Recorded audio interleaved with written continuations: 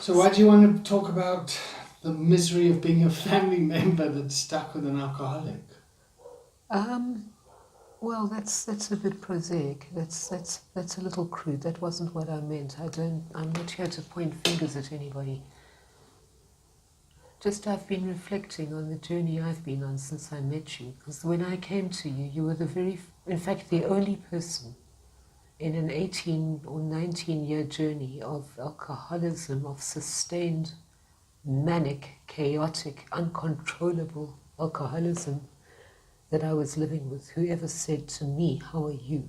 Okay. So that was a staggering shock to my system. That was not a question that had ever occurred to me that anybody might ask.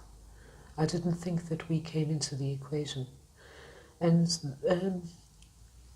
in the 2 years since I've met you and the journey I've been on with you, I've learned an enormous amount from you and from the people who come to the wellness groups, other family members, and the coaching that I've been learning, but most of all from the family groups and from usually errant remarks made by people, not the formal presentations as I'm doing now. But one thing I've noticed is that for family members like myself, especially of my age, who have been mired in this for a long time, as I have been, there is no way back. The only way back is forward. Because while my partner went as far as he was able to on the path to recovery, and that is not what I'm going to talk about today, I couldn't. There is no license for me to return to social living. I lost everything. I lost all social credibility in the years that I've been with him. And that included from family members who went as far as saying to me, "Don't talk to us about this. How are you, but don't tell us." And so that is what has happened. That is effectively what happened, that there were massive areas of reality that I just wasn't allowed to discuss. We don't want to know about this. We don't want to hear about this. You've chosen this. It's your problem. It's your lot. Live with it. We don't want to know. And then an experience that I started telling you about. Last week, my partner relapsed, and I had to call an ambulance. It's a community ambulance, and they know me because I've called them many times before in the past when my partner has been desperately ill, when his drinking has triggered all sorts of potentially terminal conditions, and I've had to call an ambulance. But this time, it's been a long time since they've come, and they arrived, and when they saw me, they didn't even see him. They saw me at the door. They turned around and said, "Call an Uber," and left. And then getting to the hospital, I had to call a taxi to get him to the hospital. The doctors who avoid me, they don't talk to me. And I've become aware of the many things that I have lost that I will never recover. Like my social standing, like any hope of respect. I've become a caricature. When we have become a caricature, my partner and I, it's very Mutt and Jeff. Here they are, and there's really no clear division between who is who. It doesn't really matter who was the addict and who was the family member. It's one sick unit traveling in limbo and being treated like that. And I don't know if anybody else has had that experience. Maybe not, maybe, because I think most of the people I've seen at the foundation are far younger than I. But this is not... this is a very strange byway that nobody has mentioned. And I've learned to live with it. I don't really, it doesn't grieve me as it used to, because I've learned to cut many of my losses, and because I'm very much a loner anyway. But it did leave a big impression on me as to what is lost. So that in fact, addicts, the ones I have noticed, have an easier path to recovery than their partners do, because there are question marks around you. You know, it's all very well to explain an addict as somebody who's developed a dependence on a substance or even a behavior, but you do not get the same license if you're the partner. Why are you here? Why did you stay? What was in it for you? So that was what I wanted to say, and I don't know... What's the answer to the question? Why did I stay? I stayed because I don't know any other moral thing to do. Say that again? I don't know any other moral way of behaving. That is my code. I was with my partner for all these years. He is ill. He is damaged. And I don't, for me, it is not acceptable to turn around and walk away when somebody is ill. And because, well, I suppose my own pathology does tap into it. Of course it taps into it, you know. What do you mean, pathology? I mean, I suppose I need it to be needed. There's a whole history of that, you know, what the pathology is of it. But art beyond the borders of rehabs and foundations, when one is confronted the real world, and especially at my workplace, it put me into a very distinct category, and I don't know how other people are dealing with this. What category? The category of oddness, of I would imagine people I would imagine this is not too far removed from people who get released from jail, or people who are released from mental hospitals. That kind of oddness, that otherness, the one who allowed, you know, we understand drunks, we understand addicts, we understand drug addicts. We know enough about narcotics. We know enough about compulsive addictive behavior. But why did you stay? You know. Why did you enable it? Why did you allow it? And this is not going to leave me. I mean, that taint follows me wherever I go. I have lost friends whom I valued very greatly, whom I was quite alarmed by, who just cut me dead at some point because of what I was living with. And sort of, it was almost put as an ultimatum to me of either leave him or leave us. So that was a strange thing, very strange thing for me. Again, I don't know how valuable it is to anybody out there. But... How's it valuable to you? What, talking then? Yeah.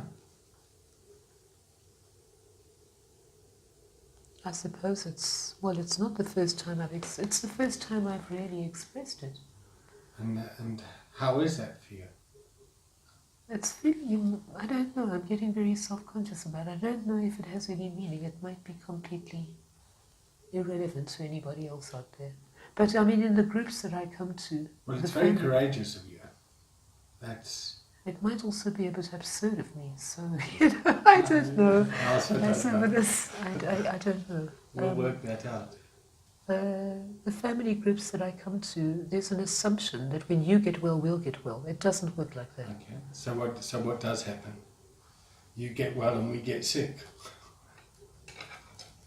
Our paths to wellness are very different, and they're not linked always. And we know about the interrelationship dynamics of couples who recover, with the way where an addict recovers and his family members rejoice, and then there's a rebuilding, hopefully, of that dynamic. But outside, you know, when the Joneses have avoided you for 18 years, how do you face them now and say, well, everything is all right now, but they don't trust you, they don't believe you, there is something different about you. I find that the world is not the same one I left when I took up with my partner. And it never is going to be. And this is why I say to you, that for me there is no way back. The only way back is forward. So. And how does that look? I have no idea. That is an open-ended, that is a deadly question for which there's no answer. So, yeah. I think you've probably been very indulgent in allowing me to talk about this. So, Well, I think it's... Well, I don't really give a fuck about anyone else. It's certainly helpful for me. well,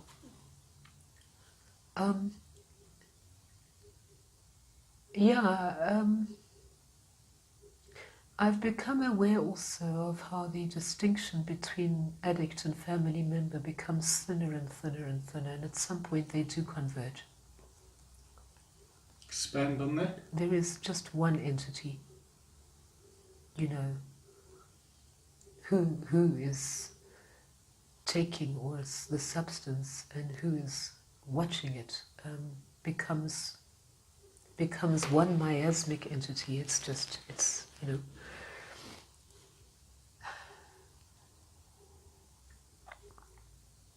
And how hard it is to unlearn behavior that almost takes on a momentum of its own.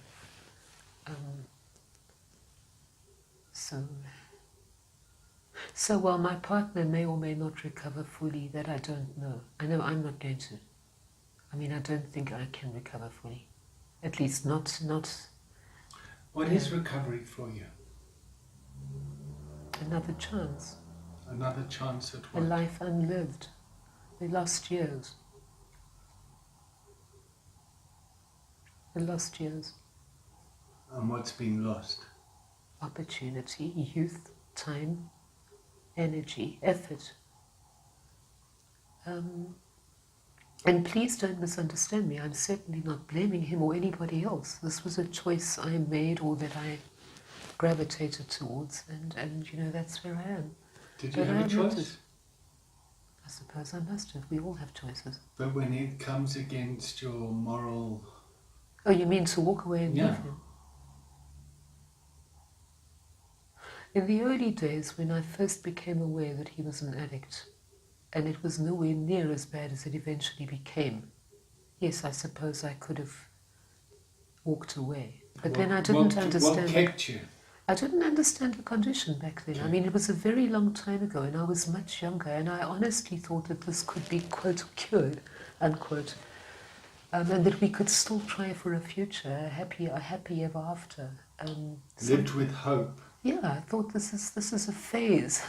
We'll get over this, you know, like smallpox. We'll develop immunity. Somebody will give us a vaccination, or he'll stop drinking, or he'll, you know. And as that became more and more remote, and the years passed, and then his physical condition became alarming, and all sorts of terrible things started happening to him because of his habit, it became harder to leave, because now he became dependent on me in a completely different way, physically dependent on me, and more damaged.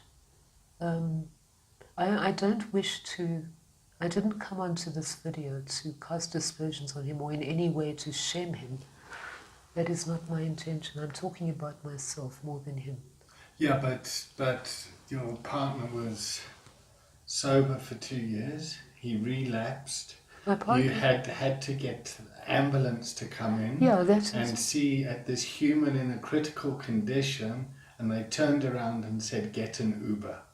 That infuriated me. Well, so, there's a lot of it out there, David. I know, and this is what I want to get out there. I've seen people smile at my partner, before the relapse. I've seen them smile at him very winsomely. You know, he's very much the prodigal son who's returned, now sober. And there's great warmth and conviviality of like, well done, wonderful. It's not extended to me. So I'm just curious about the way this works. So yeah. Stigma. So what would people say to you? They don't. Yeah, no, it's just hitting me like a lead balloon. They don't say anything. They avoid you. They look at you askance. So, you know, one's role has become a kind of gothic caretaker. you know, the keeper of Wuthering Heights, you know. But it's struck me very forcibly now. How would you like society to be?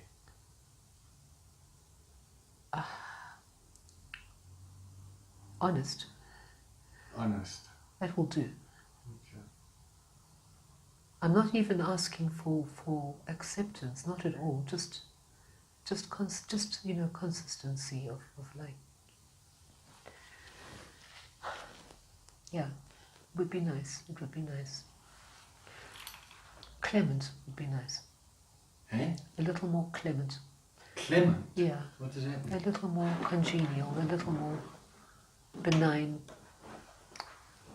Benign. Keep going. I don't know where to go to. Neither do I. Okay. You're doing great though. I don't know if this is of any use to anybody else out there, and if it isn't, just switch off and you can blame David. Yes, blame me. Most people do. Most people blame me when their ones don't get better. Because I guess the challenge is some people do get better, and then other families think, oh yes, well let me send them there, they'll get better. Yes, there's that danger too. And then that doesn't happen. It's very, very dangerous.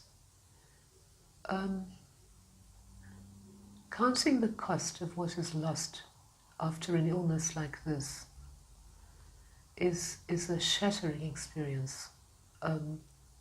It's not just years of one's life and time and opportunity, it's belief, it is all the promise that one had in oneself of, you know, alternatives. It's How angry are you? I'm not angry anymore. I have been very, very angry, and so there are moments when I become enraged and I'm not quite sure why. It's all very incoherent, but I sort of assume that this is just residual anger built up over years. Yeah.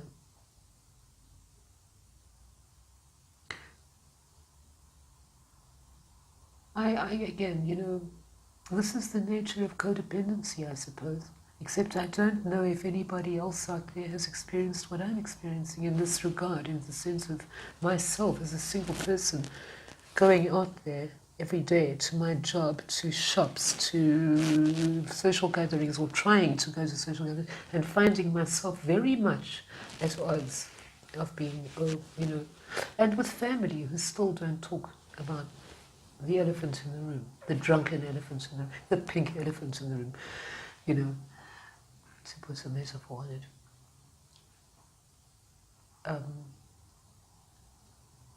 What would it take to regain credibility? I wouldn't know. I'm not going to try for it. I'm just curious as to why I should have lost it. And who else out there, has anybody else out there had this? You know, because if you have, please tell me. And, you know.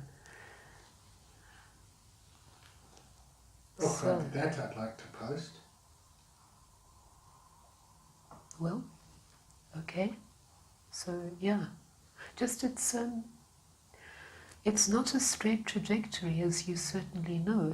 Recovery is not a straight line, and neither is illness, neither is addiction. These are not straight lines, and so they do occasionally meet. And I suspect they meet more often than we believe. They converge. And that's why I said to you, there is a point in these relationships where addict and family member do become one. It's very hard for me. I remember, am I wandering off the subject? May I wander off the subject? I remember many occasions when I lost track of who was shouting at who said what, who was actually... I have no idea. I mean, there were just two desperately ill people in one space trying to make sense of an increasingly inaccessible world. For me, this is what addiction was. This is my experience of it. And returning to that when he relapsed came instantaneously, in a heartbeat. It is encoded in one, I suppose, very much the way old retired pugilists never forget how to put them up, you know. Here it comes. So yeah.